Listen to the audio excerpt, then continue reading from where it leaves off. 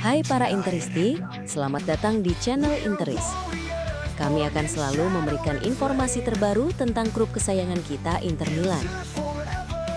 Jangan lupa di-subscribe biar tidak ketinggalan beritanya.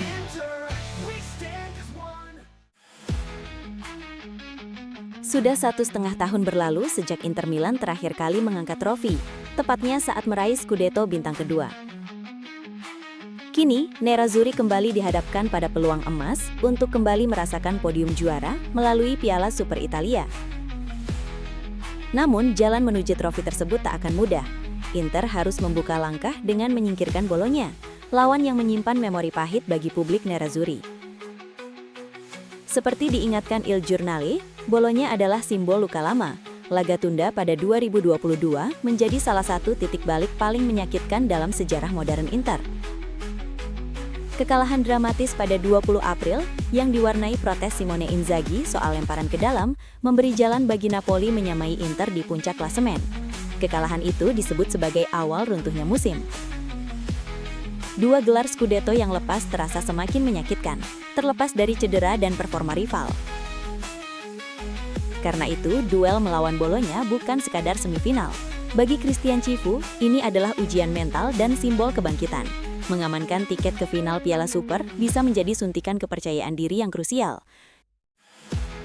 Dalam situasi seperti sekarang, Inter justru lebih beresiko jika gagal sebagai unggulan. Tekanan besar menyertai mereka, dan mungkin itulah alasan mengapa trofi ini terasa wajib. Masalahnya, Inter datang ke Arab Saudi dengan kondisi pincang. Denzel Dumfries dipastikan absen setelah harus menjalani operasi pergelangan kaki kiri dan masih membutuhkan waktu pemulihan sekitar 2 bulan.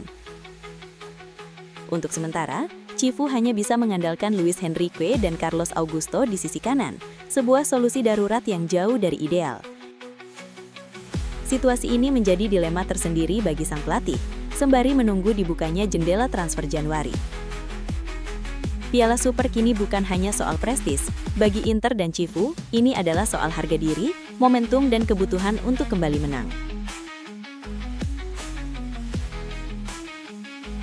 Inter Milan berada di fase krusial dalam mengevaluasi sektor kanan mereka.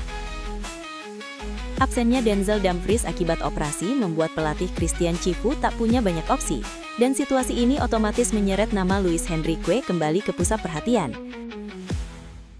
Meski Matteo Darmian dikabarkan semakin dekat dengan kondisi ideal, Inter masih harus mengandalkan wingback asal Brasil tersebut dalam waktu dekat.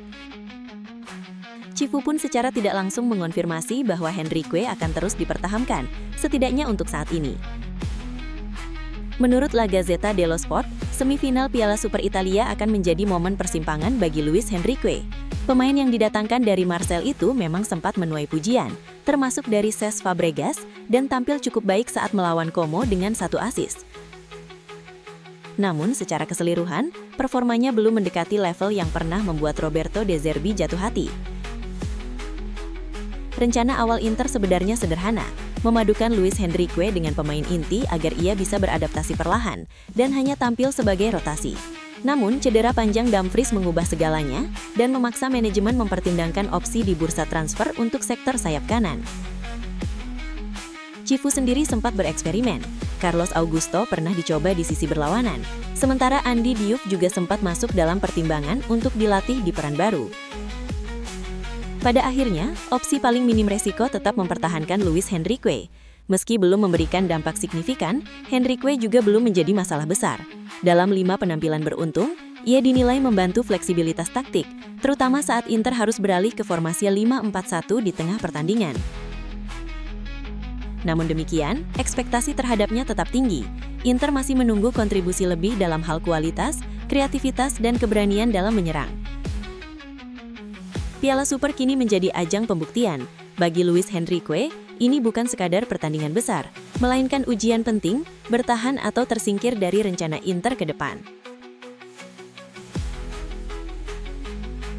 Inter Milan mulai mempersempit pencarian pemain baru jelang bursa transfer musim dingin.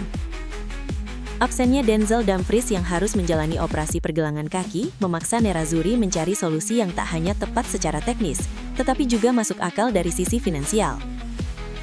Salah satu nama yang kini masuk radar adalah Alberto Costa. pemain sayap asal Portugal kelahiran 2003. Costa bukan sosok asing bagi Serie A, mengingat ia sempat memperkuat Juventus selama setengah musim sebelum akhirnya hijrah ke Porto pada musim lalu. Menurut laporan Il Giorno, manajemen Inter tengah menimbang kemungkinan membawa Costa kembali ke Italia. Kepindahannya ke Porto sendiri terjadi dalam kesepakatan yang juga melibatkan Joao Mario menuju Juventus, dengan latar belakang pertimbangan anggaran. Selama setengah musim berseragam Juventus, Costa perlahan mengamankan tempat utama di akhir musim, bahkan sempat tampil di ajang Piala Dunia antar klub. Meski singkat, periode tersebut dianggap sebagai fase adaptasi penting dalam kariernya. Bersama Porto musim ini, Costa belum mencetak gol, namun kontribusinya tetap terasa lewat 6 assist di berbagai kompetisi. Secara karakter, ia dikenal sebagai pemain sayap yang agresif, berani menyerang dan memiliki kepercayaan diri yang berkembang pesat. Unggulan lain dari Costa adalah pengalamannya di Serie A. Ia dinilai sudah memahami ritme dan tuntutan Liga Italia, sekaligus menunjukkan peningkatan dalam hal kepribadian dan kontribusi ofensif. Namun demikian, opsi ini juga menyimpan resiko. Secara profil, Costa dianggap lebih mirip Luis Henrique daripada Dumfries, lebih menyerang daripada solid dalam bertahan. Aspek defensif inilah yang masih banyak pembenahan jika ia ingin cocok dengan kebutuhan Inter. Selain itu, Porto dikenal sebagai klub yang tidak mudah melepas pemain dengan harga murah. Faktor ini bisa menjadi kendala tersendiri bagi Nerazzurri yang ingin tetap disiplin dalam pengeluaran. Nama Maurice Valinsik ikut mencuat dalam radar Inter Milan jelang bursa transfer Januari. Bek kanan Dinamo Zagreb itu disebut-sebut sebagai salah satu kandidat pengganti Dumfries, meski peluang kepindahan dalam waktu dekat dinilai kecil. Isu ketertarikan Inter sebelumnya diungkap Gianluca Di Marzio. Kini, agen sang pemain, Adrian Aliak, memberikan klarifikasi terkait situasi kliennya dalam wawancara dengan Sportske Novosti. Inter, Milan, Lazio, dan terutama Napoli menunjukkan ketertarikan pada Maurice. Namun sejauh ini belum ada tawaran resmi, ujar Aliak. Ia menambahkan bahwa dua klub sempat menyatakan keinginan menuntaskan kesepakatan di musim dingin, dengan skema membiarkan Valinsik tetap di Dinamo hingga musim panas, seperti kasus Petar Sucic tahun lalu. Namun cedera sang pemain membuat proses itu terhenti. Saat ini, Valinsik masih dalam masa pemulihan. Meski begitu, agennya memastikan sang bek akan kembali tersedia bagi Dinamo mulai 22 Januari mendatang. Aliak menilai transfer musim dingin bukan opsi ideal, baik untuk Inter maupun kliennya. Tidak realistis menggantikan Dumfries di musim dingin jika Dumfries absen lama, sementara Valinsik juga membutuhkan waktu untuk kembali sepenuhnya. Menurutnya, jika Inter tetap ingin mendatangkan bek kanan di musim dingin, termasuk Valinsik, biayanya akan sangat mahal. Karena itu, skenario paling masuk akal adalah bertahan di Dinamo hingga akhir musim sebelum melangkah ke Serie A. Penampilan positif Petar Sucic di Italia juga disebut membuka jalan bagi pemain Dinamo lainnya untuk dilirik klub Serie A. Posisi bek kanan selalu langka. Banyak klub memantau Valinsik dengan lama, lanjut Aliak. Ia menegaskan bahwa Serie A menjadi tujuan utama, meski belum tentu Inter yang akan menuntaskan transfer tersebut. Soal banderol, Aliak menyebut kisaran 16 hingga 18 juta euro sebagai harga wajar Valinsik. Angka tersebut berpotensi menjadikannya bek kanan termahal yang pernah meninggalkan Kroasia. Harga selalu bergantung pada banyak faktor, kondisi fisik, performa Dinamo, dan negosiasi.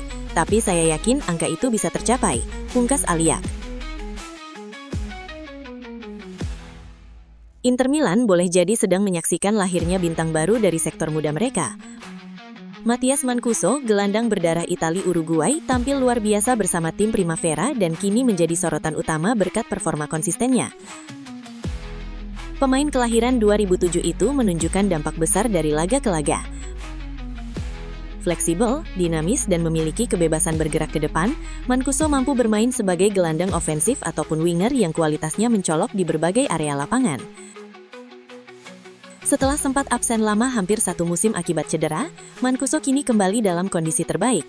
Bahkan penampilannya dinilai lebih matang dibanding sebelum cedera, memberikan energi baru bagi skuad Primavera asuhan Andrea Carbone. Ketajaman Mancuso juga terlihat jelas di depan gawang. 2 gol yang dicetaknya ke gawang Verona membuat total koleksinya menjadi 4 gol dalam 4 pertandingan liga terakhir.